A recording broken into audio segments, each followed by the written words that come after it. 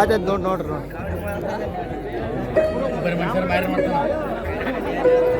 ಭಾರತ್ ಎಷ್ಟು ಮುದ್ದಾಗಿ ಕಾಣ್ತಿದ್ದಮ್ಮ.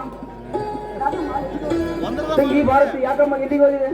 ನೀನು ಒಂದು ಕ್ಷಣ ಮನೆಯಲ್ಲಿ ಕಾಣದ ಕಂಡು ನಿನ್ನ ಅಣ್ಣನ ಹೃದಯ ಒಡೆದೇ ಬಿಟ್ಟಿತ್ತಮ್ಮ, ಒಡೆದೇ ಬಿಟ್ಟಿತ್ತು. ಅಲ್ಲಣ್ಣ, ಅಷ್ಟೊಂದು ಹೆದರ್ಕೊಳ್ಳುವಂತ ವಿಷಯ ಏನೂ ಇಲ್ಲ. ನೋಡೋಣ, ಇವತ್ತು ದೇಶದೆಲ್ಲೆಡೆ ರಾಖಿ ಹಬ್ಬ. ಅದಕ್ಕೋಸ್ಕರ ನಮ್ಮ ಅಣ್ಣಂದರಿಗೆ ರಾಖಿ ಕಟ್ಬೇಕು ಅಂತ ರಾಖಿ ತರೋದಕ್ಕೆ ಹೊರಗಡೆ ಹೋಗಿದ್ದೆ ಅಣ್ಣ. ತಂಗಿ ಭಾರತಿ, ನೀ ಎಷ್ಟು ಮಮಕಾರಮ್ಮ ನಿನ್ನನ್ನ ನೋಡಿ. ಹೌದಣ್ಣ, ಪಾರ್ಥಣ್ಣ ಇಲ್ಲಿ ಕಾಣಿಸ್ತಾನೆ ಇಲ್ವಲ್ಲ, ಅಲ್ಲಿವರೆಗೂ ನೀನ್ ಕೊಡು, ನಿನಗೆ ರಾಖಿ ಕಟ್ತೇನೆ. ಆಯ್ತಮ್ಮ. ಹಾಗೂ ನಿನ್ನ ಚಿಕ್ಕಣ್ಣ ಬಂದೇ ಬಿಟ್ಟ ನೋಡಮ್ಮ.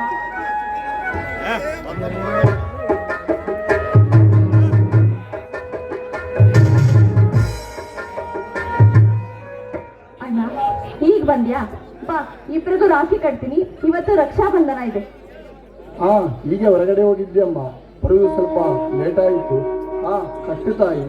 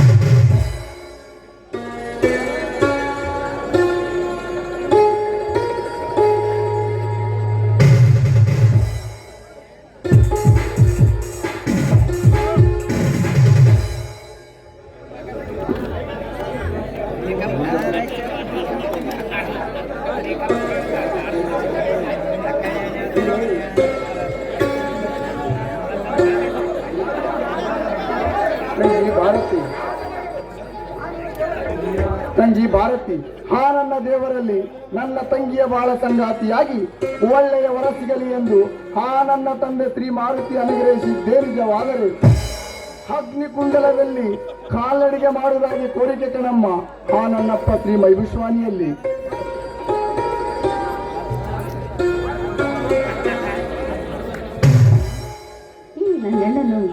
ನನಗೋಸ್ಕರ ಅಗ್ನಿಕುಂಡದಲ್ಲಿ ನಡೆದಾಡೋದೇ ಬೇಡ.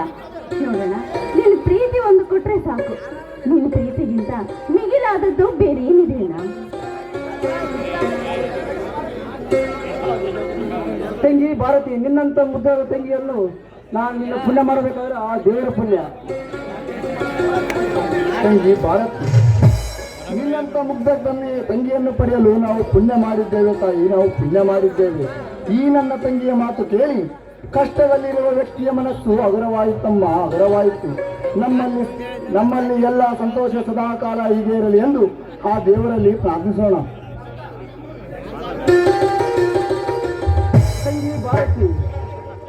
ತಂಗಿ ಭಾರತಿ ಅಣ್ಣ ತಂಗಿಯ ಸಂಬಂಧ ಮಧ್ಯ ಋಣ ಮಾತು ಬೇಡ ತಾಯಿ, ಮಧ್ಯ ಋಣ ಬೇಡ. ನೀನು ನನ್ನ ಒಂದು ಜೀವದೊಂದು ಭಾಗ, ತಾಯಿ ಭಾಗ. ನಿನ್ನನ್ನು ಬಿಟ್ಟು ಒಂದು ಕ್ಷಣ ಇರಲಾರ್ದಮ್ಮ ನಿನ್ನ ಅಣ್ಣ.